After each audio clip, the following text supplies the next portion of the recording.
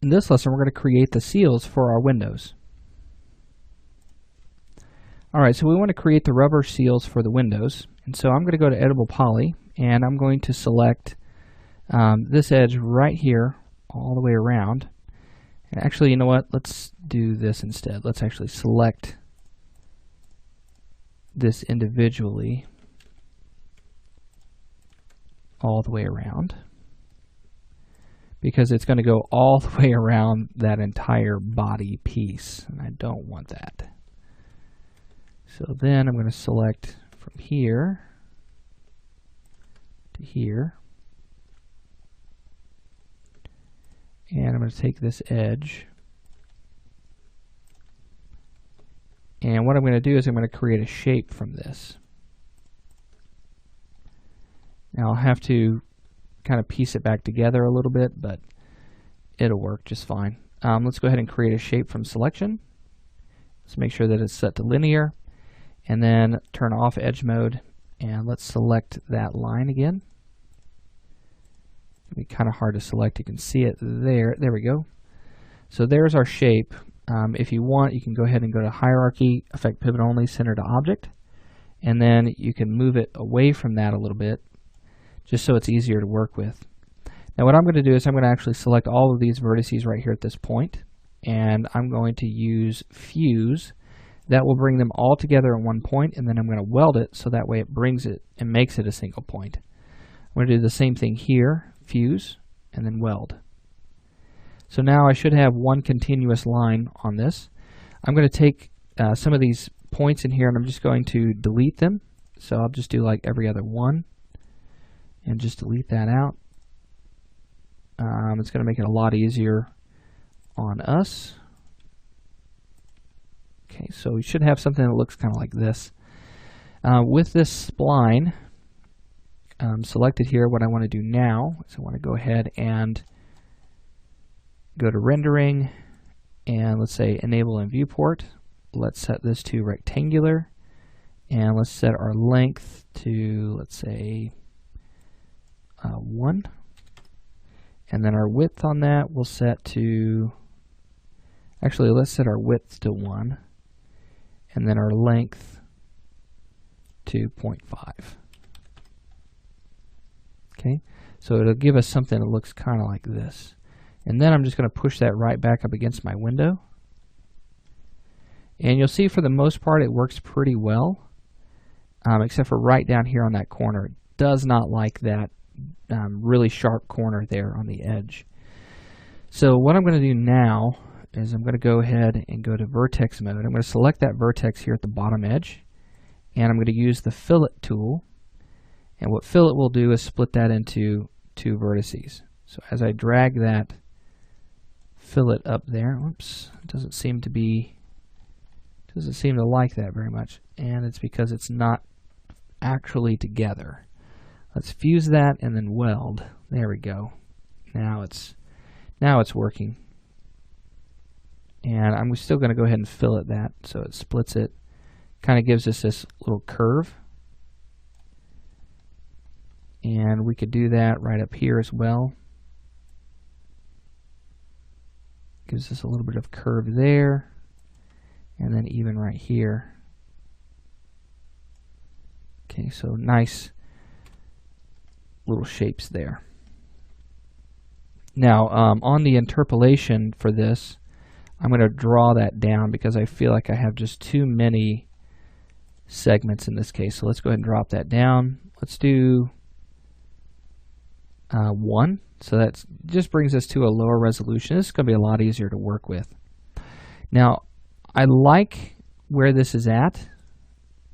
It seems to be positioned pretty well, but the angle is not quite right. I feel like it's kind of protruding out from the bottom edge a little too much. And so I'm going to adjust this angle. And if we take that angle down, you'll notice it starts to kind of point that surface down a little bit more, giving us the angle that I believe is a little bit better for us. So I'm going to put that right up underneath. I don't want this to stick on top of this object. If we take a look at a reference image, you can see that it kind of bubbles out underneath that, so we can still see the seam underneath. Okay. I think right here is pretty good. We just may have to adjust a couple of points here. The angle, to me, seems pretty good. So let's go ahead and convert it to editable poly. And then just go to vertex mode and grab those points that just don't seem to be adding up very well. You know, pull them up or down and around a little bit. Just kind of get them away from that edge. And then just simply apply a turbo smooth modifier to that. But before we do that, let's actually grab the polygon right here along the back, hold shift to select the next one. And I want to delete that out. But something's going on here. Let me hit F2, see what's being shaded here. Let me try that again. Let me select this edge, hold shift. For some reason, that is going all the way around. I'm not really sure how it's doing that. We must have a set of vertices that are not welded together properly.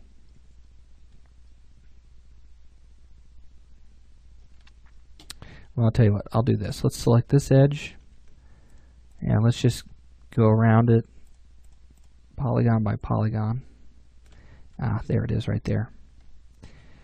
We have this point right here. There are some vertices in here that did not get welded properly, so we'll take care of that. Let's take this polygon right here, delete that out of the middle, and then we're going to go to vertex mode and target weld the corners to one another.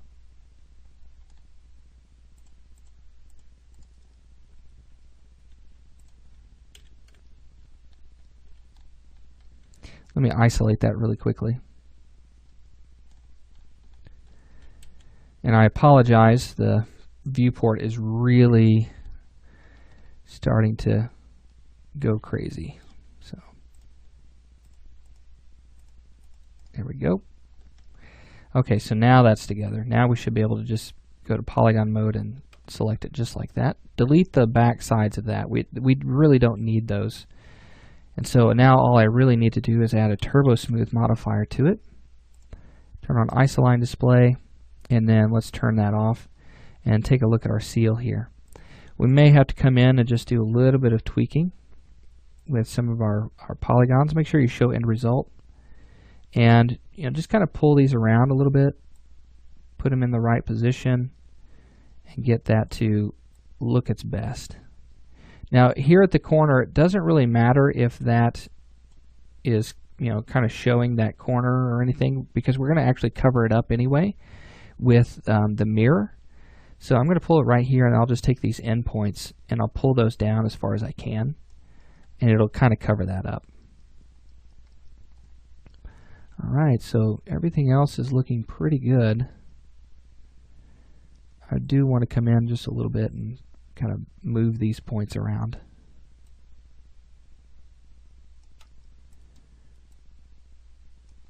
Try to get that to line up just a little bit better all the way down through here.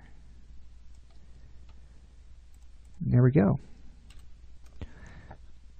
So we've created the seal that would go around the window. If you wanted to, you could go ahead and create a seam right here, so you can see that we've got this seam. You could actually split that and then make it look like it could break apart, but I'm going to go ahead and leave it just the way it is. I'm not going to get that far into detail with that. So what we want to do in our next lesson is we want to start creating our windows. So we're going to create the windshield, the windows here, and even the back glass. We'll take a few lessons to do that, but you'll get the idea of how we're going to create that. So we'll get started with that in our next lesson.